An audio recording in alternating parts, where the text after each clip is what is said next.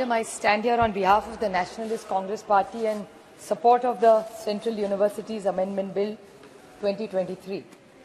I was listening to the Honourable Minister while he made interventions while introducing the bill. I would compliment him and the government for bringing this bill, especially on such an important day, the Mahanirvan Din of Bharat Ratna Dr. Baba Saheb Ambedkar. उनको आदरांजलि मैं अर्पित करती हूँ और उन्होंने जो शिक्षा के बारे में कहा है, it is the education which is the right weapon to cut the social slavery, and it is the education which is enlighten the downtrodden masses to come up again, up the social status, economic betterment and political freedom. So that's, I think, the whole idea of bringing this bill today. I would like to ask the Honourable Minister a few questions. I am making a completely academic speech. It's not a political speech. So I would like to make that point very clear, because education is a very serious subject. It's not BJP versus NCP here. I am standing here as a citizen, as a mother also who is keen on education. So I have a few pointed questions to ask the Honourable Minister. In the earlier speech, Rajaji spoke extensively about ST, SC, OBC, equality, dropout rates. I would take 2-3 more points what he suggested ahead. That what is going to be the curriculum of this university, because my colleague from Andhra Pradesh mentioned that you started this in Andhra, but it's in some old dilapidated building. I don't want to get into the merits of it. That उसको 10 साल हो गए शुरू होके, फिर ये नई school जो यहाँ कॉलेज शुरू कर रहे हैं, उसके बाद नई एजुकेशन पॉलिसी आई है. If this is an inclusion, and you have written over here that this, why have we started this? We have started this to provide avenues of higher education and research facilities primarily to the tribal population of India. So what is going to be the education quality? Is it going to be research about the tribal but advanced education is my first question to you. So curriculum, how are you going to fund it? And what is the way forward? Because right to education, सर्व शिक्षा अभियान जिस देश में लाया था, अटल जी की सरकार में, मुझे याद है, बहुत अच्छा प्रोग्राम लाया था. और उस टाइम यहाँ एजुकेशन सेक्रेटरी थी कुमुद Bansal ji. One of the finest officers government of India has had is Kumud Bansal, who started सर्व शिक्षा अभियान. और उसी टाइम में एक नया प्रोग्राम सरकार ने शुरू किया था, कस्तूरबा गांधी बालिका विकास योजना. कस्तूरबा गांधी बालिका विकास योजना किसके लिए शुरू की थी? For tribal girls from the standard 5वीं से 8वीं तक. Now the whole point is, वो ट्राइबल गर्ल्स के लिए बहुत अच्छा प्रोग्राम था, लेकिन अगर आप उसको हॉस्टल में लाएंगे, नई दुनिया दिखाएंगे, तो 5वीं कक्षा में वो आ जाएगी और 8वीं के बाद क्या होगा उस लड़की का? और असर रिपोर्ट से, असर का जो रिपोर्ट आता है, जो प्रथम इंस्टीट्यूट करती है इस देश में, it's almost like a bible for education. Every even government of India uses ASER as a report. So ASER report says कि जब कस्तूरबा गांधी का जो एक प्रोग्राम है वो 5वीं से 12वीं तक करना है, and then connected to these universities, only then the tribal population, which my colleague Saptagiri said कि how will these children qualify to join these. So ये बालिका कस्तूरबा गांधी बालिका विकास योजना जी है जो है, वो क्यों ना इस यूनिवर्सिटी से जोड़ा जाए? अगर आप इतना बदलाव करना चाहते, एक न्यू एजुकेशन पॉलिसी लाना चाहते, so why don't we use these debates not to just make a point against you and me कि 70 साल में क्या हुआ. Let's look forward and give each other some fine suggestions to improve education, to make it an equal, and that way only we have a right to take Dr. Baba Saheb Ambedkar's name and quote him. We'll have to walk the talk. So my suggestion to this government is that why don't you expand this Kasturba Gandhi Balika and connect it to all these universities which you are opening. There are many tribal schools and ashram shalas pan India. Maharashtra में जिस राज्य से मैं आती हूँ sir, बहुत अच्छी आश्रम शालास वहाँ भी है, देश में सब जगह है. लेकिन what is the quality? Has government ever outside of Asar report quantified the quality of education that is given? And I am of the opinion, which I am just proposing to this government, कि आप सब कहते हैं कि आपकी जो lead speaker थी सुनीता जी, उन्होंने कहा उनकी 4 जाति है सिर्फ. उन्होंने काफी एक्सपैंड किया, जो प्रधानमंत्री जी ने भी कहा. I want to take this forward. If you have only 4 jatis, then why are we making separate education systems? If we are looking forward at artificial intelligence, are we looking at the world? We want to make our children global citizens. So why are we having such a narrow outlook for these children?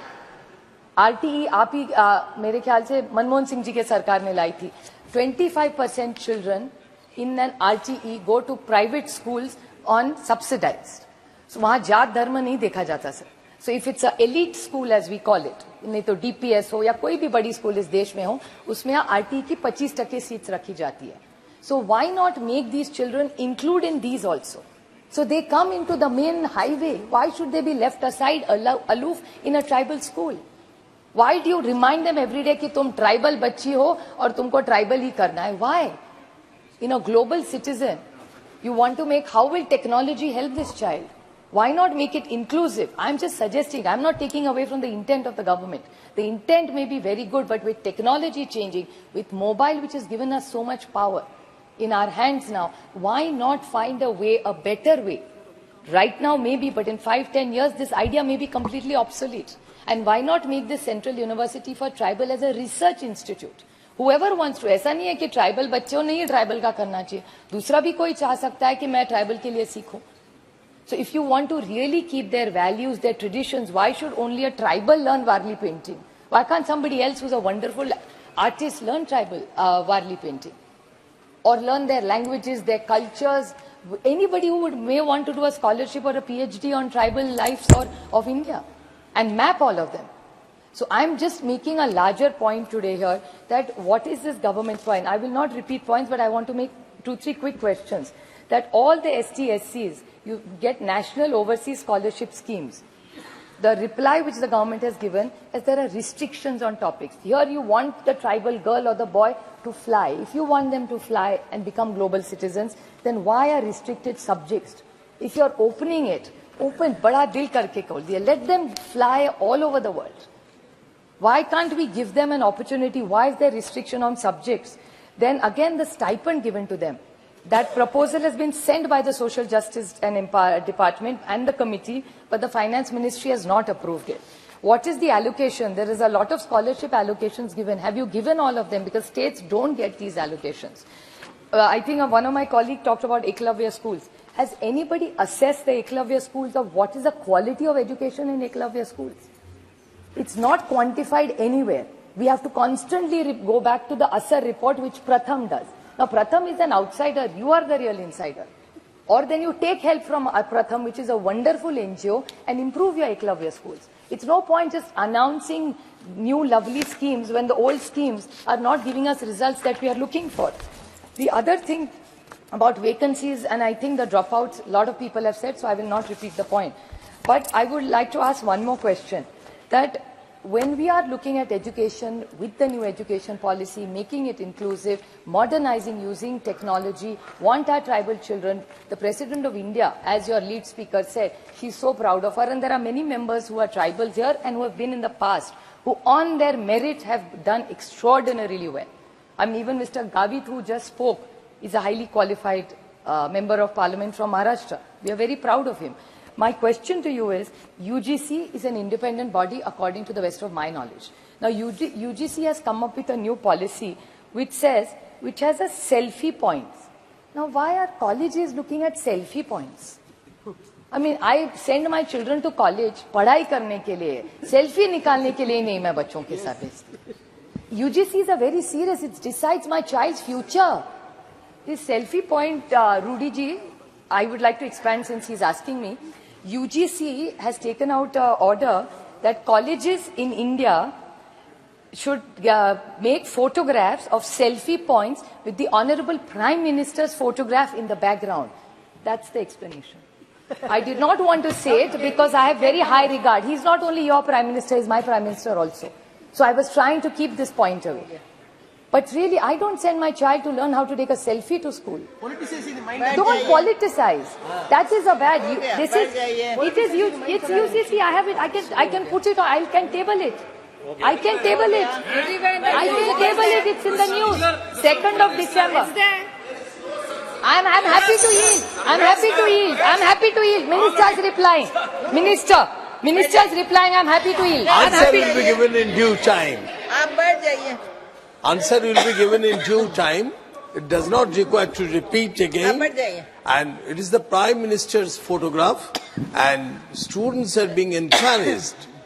Students are being encouraged to serve for the Vikshit Bharat.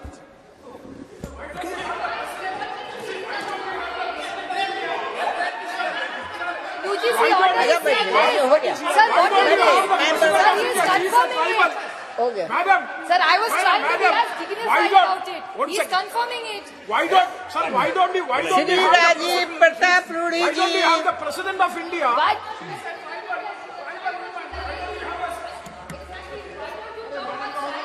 भाई आप लोग को क्या तकलीफ है अगर बच्चे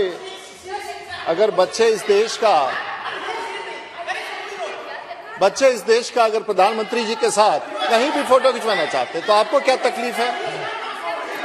बोले दीजिए बैठ जाइए आपको हो क्या गया तकलीफ है? हो गया क्योंकि महोदया मैं समझ सकता हूं उनकी पीड़ा। उनका समय नहीं लीजिए बोलने दीजिए हम समझ गए वो लिखित है महोदया तो क्या आपत्ति है? क्या तकलीफ है? हो गया समझ में आ गया बैठ जाइए हो गया इन लोगों को समझ में आ गया सो आप शुरू So- कीजिए विषय मत- सो अरे ब्या बट रूढ़ी जी बोले जाए मैं तैयार बैठा हूं। हाँ बोलिए अब बोलिए अरे हो गया क्या डिस्टर्ब कर रही हो आप लोग इतने अच्छे से बोलवा लिए उनको बोलने दीजिए आप उनको बोलने दीजिए बैठिए प्लीज बैठिए बैठ जाइए ना 1 मिनट में खत्म करेंगे अब खत्म करें 1 मिनट अच्छा 1 मिनट खत्म करिए 1 मिनट बैठ जाइए 1 मिनट में खत्म करिए 1 minute thank you. All I'm trying to make a statement is let's make our education inclusive was my limited point, which the suggestions which I made. And I appreciate the Honorable Minister also for coming honestly telling us what the UGC plan was. So I'm very grateful to you. So the record is set for the country what the truth is. And last line, I would like to quote, because like even the speaker from the Treasury bench quoted Mahatma Jyotiba Phule, he comes from the state where I come from. I was fortunate enough to be the only girl child to my parents out of choice. And I'm highly qualified education-wise. So I'm one of those lucky girl child, as they call him. I don't call myself a girl child. I was born a single child to my parents out of a choice and a girl. But I was fortunate to be born in a liberal family and married into an even more liberal family, where education is very, very forward. So this, I would like to quote Mahatma Jyotiba Phule because of who I stand here today, is without education, wisdom was lost. Without wisdom, morals were lost. Without morals, development was lost. Without development, wealth was lost. Such has happened due to lack of education. So that's my limited point. So if you're making this intervention for the tribal बहुत अच्छा। of this world, we welcome बहुत the अच्छा। step, we support it, but we make it as individual and make them global citizens and include them in the new education policy and come back with a more detailed, comprehensive bill to make it more effective is my limited choice. बोला Thank you, जाए। madam. ABP माझा उघडा डोळे बघा NEET.